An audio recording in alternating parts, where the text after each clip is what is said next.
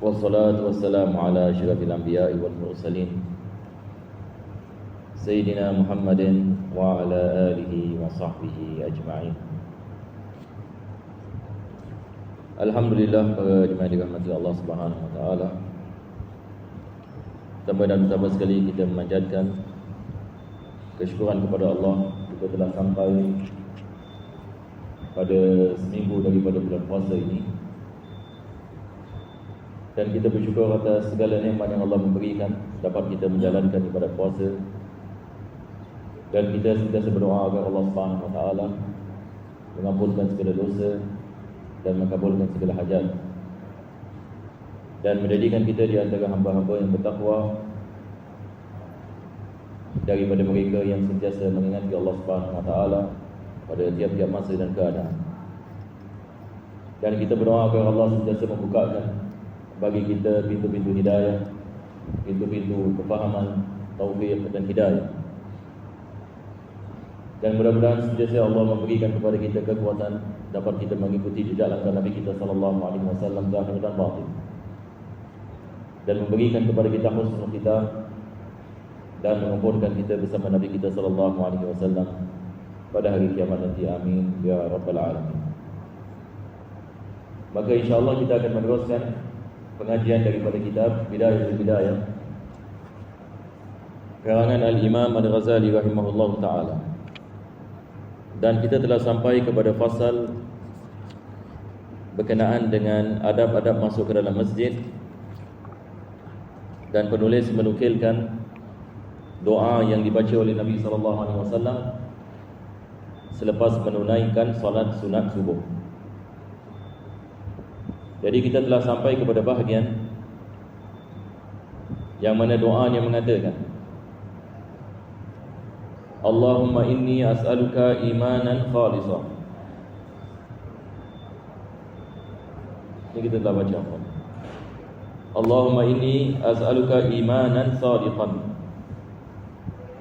wa yaqinan laysa ba'dahu kufrun, wa as'aluka rahmatan analu biha syarafa karamatika fid dunya wal akhirah. Yani doa ini mengatakan, ya Allah, inni as'aluka imanan sadiqa, sesungguhnya aku meminta kepadamu agar engkau memberikan kepada aku keimanan yang tulen. Ini adalah daripada kandungan dari doa ini. Nabi mengajarkan kepada kita, apabila kita berdoa kepada Allah Subhanahu wa taala, kita berdoa agar Allah memberikan kepada kita iman yang benar, sadiq. Dan iman ini adalah perkara yang sangat penting sekali. Seperti mana kita mengatakan sebelum ini, iman merupakan dasar bagi kepercayaan kita kepada Allah Subhanahu wa taala. Dan kekuatan dari iman seseorang itu akan mendatangkan kesabaran baginya apabila datang musibah. Yani apabila datang ini musibah, orang yang imannya kuat, dia bersabar, dan dia menghidai atas takdir yang Allah Subhanahu wa taala telah menentukan. Tetapi kalau sekiranya seorang itu imannya lemah, apabila dikena musibah, maka dia tidak dapat melihat hikmah di sebalik takdir, disebabkan keimanan yang lemah. Maka Nabi SAW mengajarkan kepada kita kepentingan untuk kita usahakan atas iman. Dan juga kita berdoa kepada Allah Subhanahu wa taala agar Allah memberikan kepada kita iman. Banyak yang doa Nabi sallallahu alaihi wasallam, daripadanya yang biasa kita baca adalah Allahumma habbib ilaina al-iman wa zayyinhu fi qulubina. Ya Allah, jadikanlah iman sebagai sesuatu yang dicintai oleh kami, dan letaklah iman di dalam hati kita sebagai perhiasan bagi hati. Wa karih ilaina al-kufra wal fusuqa wal isyan, dan jadikanlah hati kami benci kepada maksiat dan kefasikan dan kekufuran. Maka ini adalah daripada doa. Kita berdoa kepada Allah agar Allah memberikan kepada kita keimanan yang benar kepadanya. Maka bulan Ramadan adalah bulan yang mana pintu ini dibuka. untuk kita usahakan atas iman. Seperti mana Imam Ghazali mengatakan dalam kitab Ihya Ulumuddin, dia mengatakan as-siyamu babul ibadah, iaitu puasa ini dia adalah pintu bagi ibadah. Jadi apabila kita menjalankan ibadat puasa, maka iman kita meningkat. Apabila kita melaksanakan perintah Allah semasa puasa, iman kita meningkat. Kita niat i'tikaf, iman kita meningkat. Pada tiap-tiap saat kita berpuasa, iman kita meningkat. Jadi ibadat puasa ini adalah daripada ibadat yang meningkatkan iman. Maka ini adalah nikmat yang besar. Sebab orang yang beriman adalah orang yang berjaya. Sebab Allah mengatakan pada aflahal mu'minun, telah berjaya orang yang beriman. Alladzina hum fi salatihim khashi'un, yang apabila mereka melakukan salat, mereka mendapatkan khusyuk di dalam salat. Maka kekuatan iman juga memberikan kesan kepada salat. Apabila seseorang itu iman yang kuat, maka mudah dia mendapatkan khusyuk, sebab hatinya sentiasa bersama Allah Subhanahu wa taala. Maka kita berdoa agar Allah menjadikan hati-hati kita penuh dengan iman. Amin ya rabbal alamin. Wa yaqinan laisa ba'dahu kufur. Ya Allah, berikanlah aku keyakinan yang mana selepasnya tidak akan datang kekufuran. Jadi kita lihat ini kandungan dari doa ini adalah tentang iman dan keyakinan. Keyakinan ini dia adalah maqam dalam iman. Iman kita mengatakan satu kepercayaan yang umum. Manakala kalau kita mengatakan yakin, maksudnya satu orang telah sampai kepada tahap keyakinan dalam keimanannya kepada Allah tanpa syak. Jadi apabila seseorang itu sampai kepada tahap keyakinan kepada Allah Subhanahu wa taala, maka dia telah sampai ini kepada darajat yang tinggi di sisi Allah Subhanahu wa taala. Wa as'aluka rahmatan analu biha syarafa karamatika fid dunya wal akhirah. Ya Allah, aku meminta kepadamu rahmat yang mana dengannya aku mendapatkan kemuliaan di sisimu di dunia dan akhirat. Ini daripada kandungan doa ini adalah kita minta Allah rahmat yang mana dengannya kita mendapatkan kemuliaan di sisi Allah Subhanahu wa taala. Bagaimana kita nak mendapatkan kemuliaan daripada Allah? Maka Islam mengajarkan kepada kita kemuliaan ini datang ini dengan ketaatan. Apabila kita mentaati perintah Allah, kita mendapatkan kemuliaan. Apabila kita tidak mentaati Allah, kita dapat kehinaan. Maka manusia yang mulia adalah manusia yang dimuliakan oleh Allah, dan manusia yang hina adalah manusia yang dihina oleh Allah. Tu'izzu man tasha'u wa tudhillu man tasha' biyadikal khairu innaka 'ala kulli syai'in qadir. Allah mengatakan Allah yang menghina dan Allah yang memuliakan. Dan tidak ada orang yang mendapatkan kemuliaan kalau Allah menghinanya, dan tidak ada orang akan dihina kalau Allah memuliakan. Jadi Al-Quran mengajarkan kepada kita mintalah kemuliaan di sisi Allah. Tapi kemuliaan di sisi Allah bukan dengan keduniaan. Kemuliaan di sisi Allah adalah dengan keimanan dan amal saleh, dan mengikuti jejak langkah Nabi Muhammad SAW. Di dalamnya ada kemuliaan. Jadi kita juga berdoa kepada Allah, ya Allah, berikan kami kemuliaan di sisi-Mu, bukan di sisi manusia, tapi di sisi Allah. Di sisi ini manusia yang ini tidak ada, dia mungkin memberikan kepada kita manfaat ini 20-30 tahun. Tapi kemuliaan di sisi Allah Subhanahu wa taala akan bersama kita selama-lamanya. Itu sebab para sahabat Nabi sallallahu alaihi wasallam memahami makna ini dengan keyakinan, maka mereka usahakan atas kemuliaan. Bagaimana nak mendapatkan kemuliaan di sisi Allah? Maka mereka usahakan atas iman dan keyakinan, dan usahakan atas amal saleh dan mengikuti Nabi sallallahu alaihi wasallam. Kesemuanya dilakukan kerana Allah untuk mendapatkan kemuliaan. Kemuliaan yang di sisi Allah Subhanahu wa taala. Mudah-mudahan Allah memuliakan kita di dunia dan memuliakan kita di akhirat. Dan Nabi mengajarkan kepada kita, mintalah kepada Allah tiap-tiap hari kemuliaan. Tiap-tiap hari doa ini dibaca. Ya Allah, as'aluka rahmatan analu biha syarafa karamatika fid dunya wal akhirah. Aku meminta kepadamu rahmat yang mana dengannya aku mendapatkan kemuliaan di sisimu. Allahumma inni as'aluka sabra indal qada. Selepas itu Nabi mengatakan, ya Allah, aku meminta kepadamu kesabaran apabila datang qada, ketentuan. Aku meminta kepadamu kesabaran apabila datang takdir. Aku meminta kepadamu kesabaran apabila datang ketentuan yakni Allah Subhanahu wa taala. Jadi Nabi mengajarkan kepada kita, yakni mintalah Allah kesabaran apabila datang al-qada. Jadi ini cara yang kita berdoa. Tidak digalakkan kita minta kesabaran saja. Tidak digalakkan kita mengatakan, ya Allah berikanlah aku kesabaran, full stop. Ini tidak digalakkan. Tetapi kita minta kesabaran apabila datang ketentuan.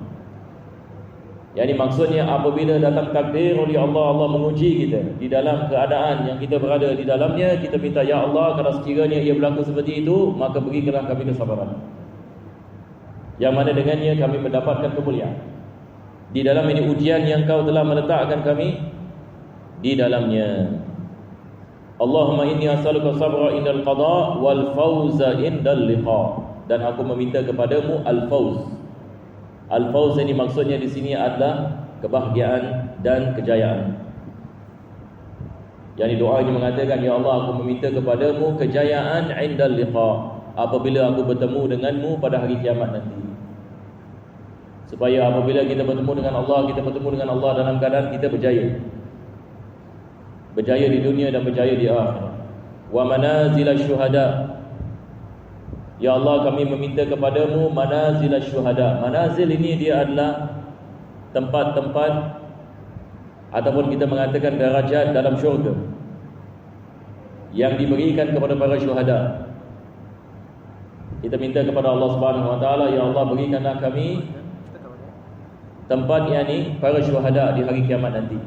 Sebab para syuhada akan dibangkitkan oleh Allah di tempat yang mulia. Wa aisha su'ada. Ya Allah berikanlah kami kehidupan mereka-mereka yang berbahagia dan berjaya. Berikanlah kami kehidupan yang penuh dengan kebahagiaan dan kejayaan. Wa nasra 'alal a'da. Dan berilah kepada kami bantuan atas musuh-musuh kami. Wa murafaqatal anbiya. Dan berilahkan kepada kami agar kami dapat bersama para anbiya pada hari kiamat nanti.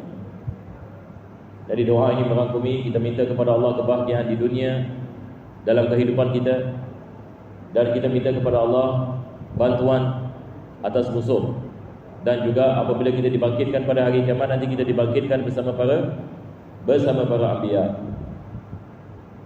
Allahumma inni unzilu bika hajati. Ya Allah sesungguhnya aku kedepankan kepadamu hajatku. Ini kita lihat bagaimana Nabi SAW mengajarkan kepada kita apabila kita berdoa dalam keadaan hina. Yani bila kita minta kepada Allah Subhanahu wa taala, kita minta kepada Allah dalam keadaan kita tidak berhak untuk kita meminta. Tetapi segala-galanya datang melalui kelebihan daripada Allah Subhanahu wa taala. Ini adalah daripada adab ini dalam doa. Dan apabila kita berdoa ini kepada Allah, kita berdoa ini dalam keadaan kita mengharapkan akan pemberian Allah Subhanahu wa taala. Bukan kita berdoa untuk kita menuntut akan Allah. Kita tidak menuntut kepada Allah Subhanahu wa taala, tetapi kita berdoa untuk kita meletakkan harapan agar Allah Subhanahu wa taala mengabulkan hajat. Maka Nabi mengatakan, Allahumma inni unzilu bika hajati wa in dha'fa ra'i wa qasura amali. Ya Allah berikanlah kami, kabulkanlah hajat kami walaupun amalan kami lemah. Walaupun ini kita tidak seberapa. Kalau dalam bahasa kita panggil apa? Walaupun kita tidak seberapa. Sebab rahmat Allah Subhanahu wa taala itu luas. Maka kita tidak boleh bersandarkan kepada amalan kita. Sebab amalan kita penuh dengan kekurangan. Tetapi apabila kita berdoa kepada Allah Subhanahu wa taala, kita bersandar dengan anugerah Allah Subhanahu wa taala, bukan dengan amalan kita. Ini adalah perkara yang penting dalam doa. Sebab kalau kita bersandarkan kepada amalan kita, maka ini adalah daripada sebab doa tidak dikabulkan. Apabila kita berdoa kepada Allah dan kita bersandar kepada amal, apa maksudnya? Jadi saya akan memberikan misalnya. Jangan kita buat silap kat sini. Kita elakkan bila kita berdoa buat silap seperti ini, sebab ini menjadi sebab doa kita ditolak terus. Sebagai misal, saya memberikan misal. Satu orang misalnya dia ada masalah, dia berdoa kepada Allah Subhanahu Wa Taala. Dan di dalam ini doanya dia mengungkit, ya Allah, aku dah puasa Ramadan tahun lepas, ya Allah, aku dah berikan zakat, ya Allah, aku dah pergi haji, ya Allah, kenapa engkau tak berikan kepada aku ya ni? Apa yang aku minta?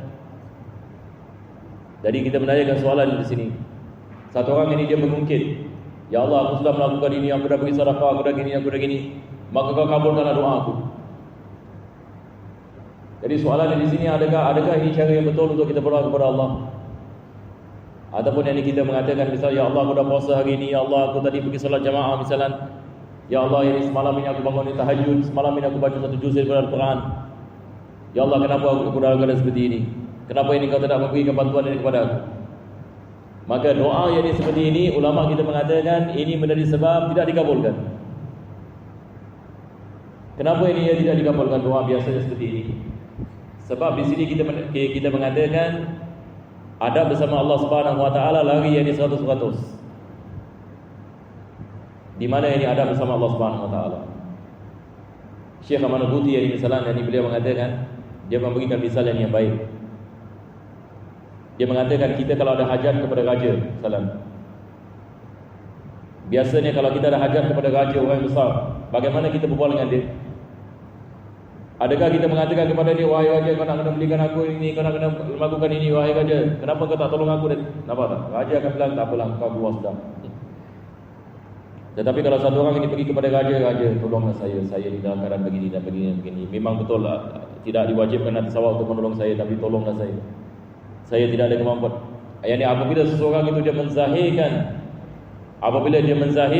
kemiskinannya ataupun dia menzahirkan keperluannya, biasanya orang akan bantu.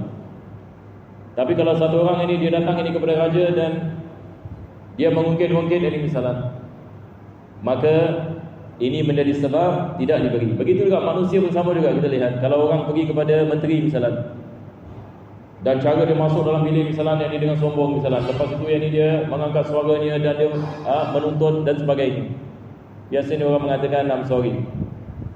Tapi kalau satu orang ini masuk ini dengan adab misalnya dengan baik, maka berbual pun ini dengan baik, biasanya ini orang akan bantu. Kalau ini dengan manusia, bagaimana dengan Allah Subhanahu Wa Taala? Jadi itu sebab bila kita berdoa kita nak faham benda ini. Sebab bila kita berbicara dengan Allah ada caranya. Tak sama kita berbicara dengan manusia. Berbicara dengan Allah Subhanahu Wa Taala bukan macam jual beli. Kita tidak boleh mengatakan, ya Allah, aku dah solat, wajib kau bagi aku syurga. Tak boleh begini.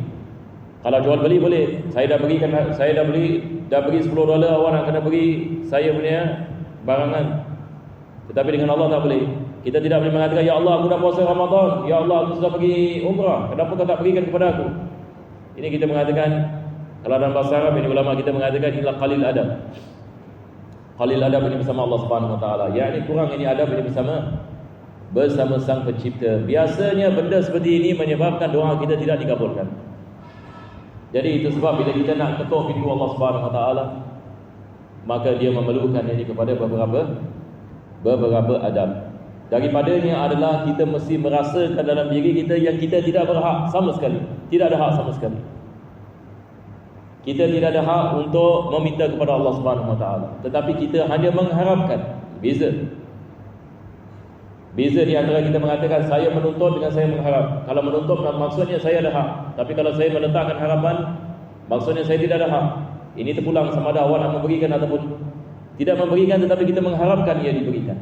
Kita mengharapkan kita diberikan.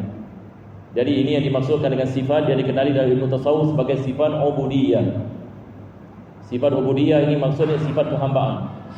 Allah Subhanahu Wa Taala suka hambanya apabila dia menzahirkan ubudiyah, dan Allah tidak suka kepada hambanya yang menzahirkan takabbur dan kesombongan. Kesombongan ini kepada Allah Subhanahu Wa Taala menyebabkan kita mahjub terus. Kita dihijab terus. Mudah-mudahan Allah memberikan kepada kita taufik. Maka Nabi SAW dalam doa ini mengajarkan kepada kita sifat ini. Nabi mengatakan? Nabi mengatakan, ya Allah, walaupun amalan aku tidak seberapa. Subhanallah, Nabi SAW mengatakan, Ya Allah, walaupun amalan aku banyak kekurangan. Masya Allah, Nabi SAW mengatakan amalannya ada kekurangan. Kalau Nabi SAW mengatakan amalannya ada kekurangan, bagaimana dengan amalan kita? Dia berdoa kepada Allah, dia mengatakan, ya Allah, sesungguhnya amalan aku walaupun ada kekurangan, maka kau kabulkanlah. Jadi apalagi ini dengan kita yang penuh dengan kekurangan. Jadi bila kita berdoa ini kepada Allah, sebab ulama kita mengatakan jangan sandarkan kepada amalan kita. Jangan lihat kepada kehebatan amal. Jangan lihat kita dah baca Quran ke, ataupun kita dah pergi masjid ke, ataupun kita dah melakukan salat. Jangan lihat ini kepada amal. Tetapi bila kita berdoa kepada Allah, kita lihat kepada rahmat Allah, bukan lihat kepada amalan kita.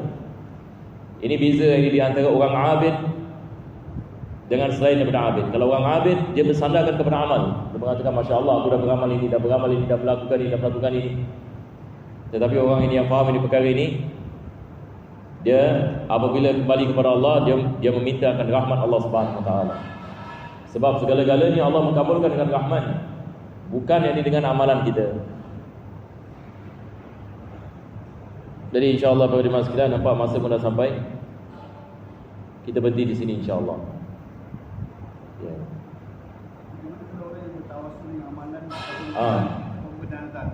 Tawasul dengan amal. Tawasul dengan amal dibolehkan. Kita ada hadis Nabi sallallahu alaihi wasallam, misalnya ada 3 orang masuk dalam gua.